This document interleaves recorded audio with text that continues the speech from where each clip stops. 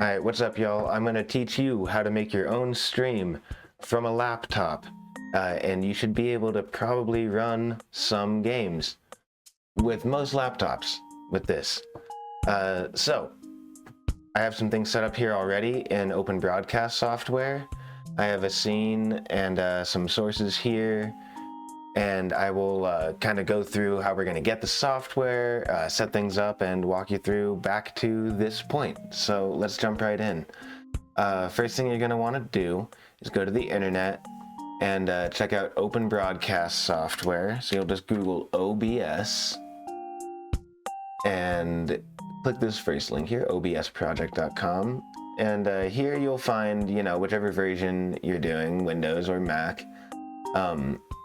And you'll download that. You know how it goes with the installers. You'll download it, it'll bloop, bloop, bloop, and then you'll install it over there.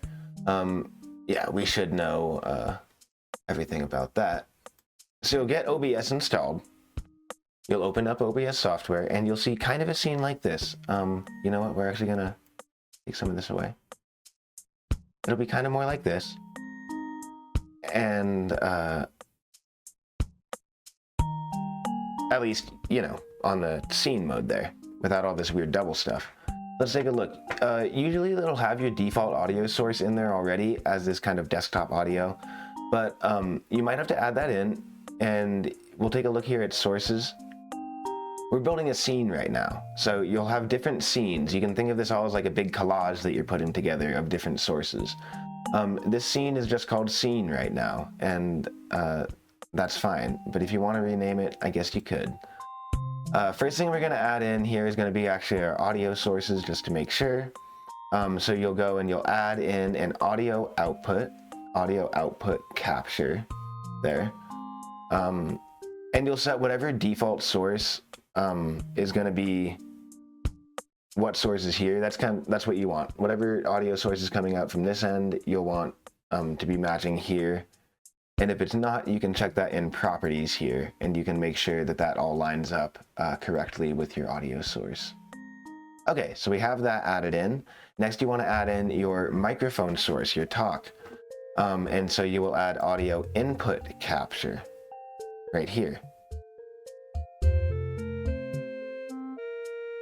I actually don't need to add one in right now since I already have it, but you'll select whatever mic you're using. You can use a phone microphone.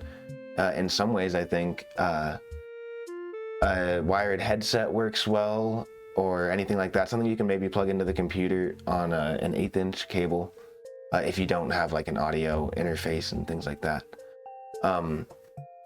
So we have our audio source, we have our mic. Very good. Now, actually, let's take a detour real quick. I want to show you guys those mic filters that I was talking about as well. Let's look at the filters for our mic real quick. If you're not getting the levels that you want here from this, then you can add some stuff in here. Let's look at the gain. So gain, if you need to boost something, you can add in gain. Right now I have it turned off. But you're going to keep adding in filters here with this plus button. After the gain, you get it to where you want, you'll add in noise suppression. It's usually good to use this automatic setting with more CPU usage. If that is some issues, you can always mess around with this one as well. But it usually doesn't cause too many CPU issues. With the noise gate, this is important to add afterwards because you can set an open threshold. So any lower noises, little clicks or clacks or gulps from a drink, will then not come through your mic. So you add in the noise gate. Usually about 8 to 10 decibels difference between the open and closed threshold. You want it to open, later on, and then have kind of trailing off sounds still be captured. Then you add in a compressor. I don't really know much about compressors, and I have to learn about them every single time. I find that it's good to just keep the default setting here. At the end of that, I do a limiter, and I also keep that limiter kind of about the default setting, though you could push it up a little bit more if you wanted. And that'll be good audio settings for your mic.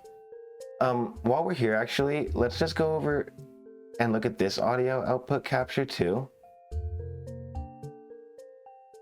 Because then we can do audio ducking, and that sounds really nice too.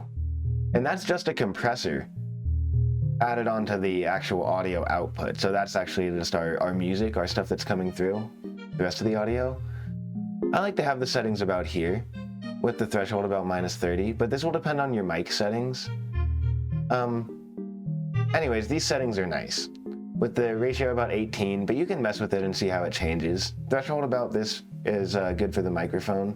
You want the attack low so that it applies quickly, and then slow on the release so that it goes back gradually. And you'll click this sidechain ducking source here on this compressor, and you'll sidechain it to the mic. This way your audio can fill in nicely, but then it'll get out of the way when you start talking. I just think it's a really nice effect, and it goes a long way. Okay, so we have our audio figured out, and that's the most important part, right? I spent a long time figuring that stuff out, and you guys just got it all done in, what, 6 minutes? There we go. Okay, we're almost done. You see here, I have the display up. That's because I have a display capture here. When you place the display capture in here, you'll add this display in here. And you'll notice how my camera isn't moving away from the source. That's because I have the webcam up top, above the display capture. Think of it like a collage, and you're stacking in layers. That's how you're gonna layer everything. So usually you want the webcam on top. Oh yeah, I think I skipped that part. Add in a webcam. You do this by adding sources, and you'll add video capture device. When you do that, you'll select properties for your webcam the same as you did for audio. Okay, cool. Yeah, webcam, and then display capture. Without the display capture, looks kind of like this. So you'll add in your display, or whatever game you want to play. Let's actually take a look now here. You'll see here I have game capture. If you're playing a game on a PC, I think it's going to work best if you use game capture and not window capture or display capture for it, because then you're only capturing the game. And you can still have alerts for your streams. We'll get into alerts another time and other like Twitch things. But you can then you can just have the game for you to be capturing and seeing. You add in the alerts on top. Anyways, when you have game capture, I like to capture specific window. You can also do these other ones, but let's capture specific window. And you know what, that window, let's see actually. I like the game Downwell. Oh, but I'd have to go to Steam to open it up. Let's see. I didn't actually prepare a game to play. So let's just click Hollow Knight. And we'll pause our Animal Crossing music too, because why not?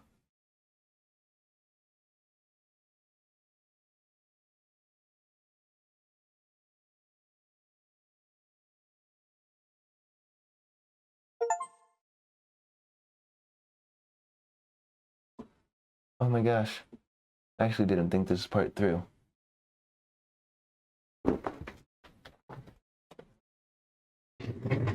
Okay, that example was rough. That was a rough example. But we're still here. So we have our display capture or our game capture. You see if we select Hollow Knight. Now, a little bit of my difficulty there comes into play. It does help to have two monitors if you're running OBS. Now, if you have a laptop, you can get a cheap HD TV from a pawn shop or something. Run an HDMI cord to your laptop and probably use that as a second display. So that is one way you can bootleg something like that. And then you can have your OBS settings. You can have all this stuff kind of as a visual while your game is on your main screen uninterrupted. So we've added in games. We've done all these things. We're almost ready for streaming. But let's look at our settings just to make sure stuff can run. Our first thing we want to do is connect our stream profile. So in settings here, you'll look at stream here and you'll click your service here. You can select Twitch or YouTube or Facebook Live or Restream.io if you're really into streaming over on Restream. servers auto, and what you are able to do is you're able to connect your Twitch account here.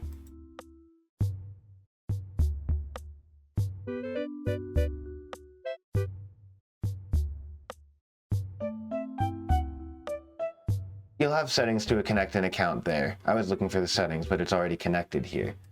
When you do that, then you can add in docs for your chat here if you want, and that'll be over in this docs section.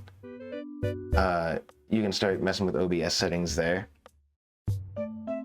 So from there, you can connect your Twitch account, and then when you click start streaming, you will start streaming on Twitch. Cool, but not quite yet. Okay, we're almost there. Let's take a look at one more setting. Just to make sure we can actually run stuff, let's look at our stream settings here, and that's going to be in output. Okay, so output for your audio, 160 is probably a good bitrate for things. Let's go back and look at streaming here.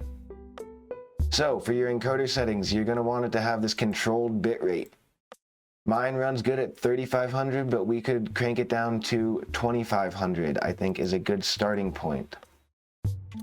I think 2500 will get you good stream quality for most games that you're playing without too much slowdown or buffering or anything like that, and your computer should be able to handle that. Hopefully, we will see.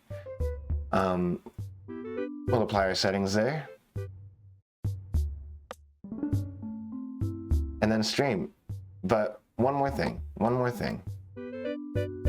I didn't write a script for this. Y'all gotta cut me some slack. Let's see. We're going to go to our stream here. We're going to click Enable Bandwidth Test Mode. We're going to apply these settings.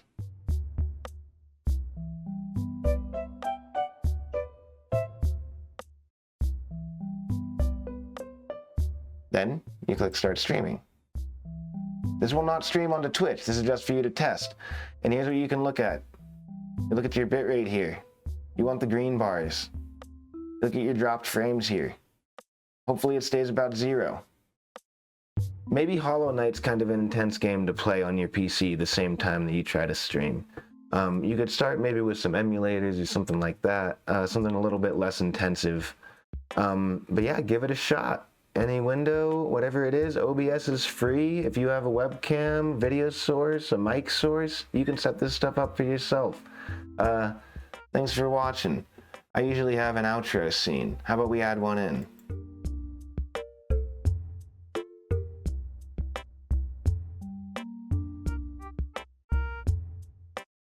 Let's see.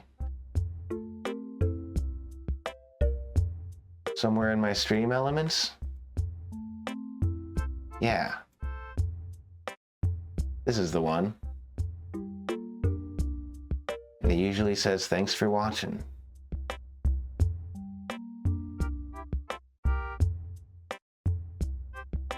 So, thanks for watching.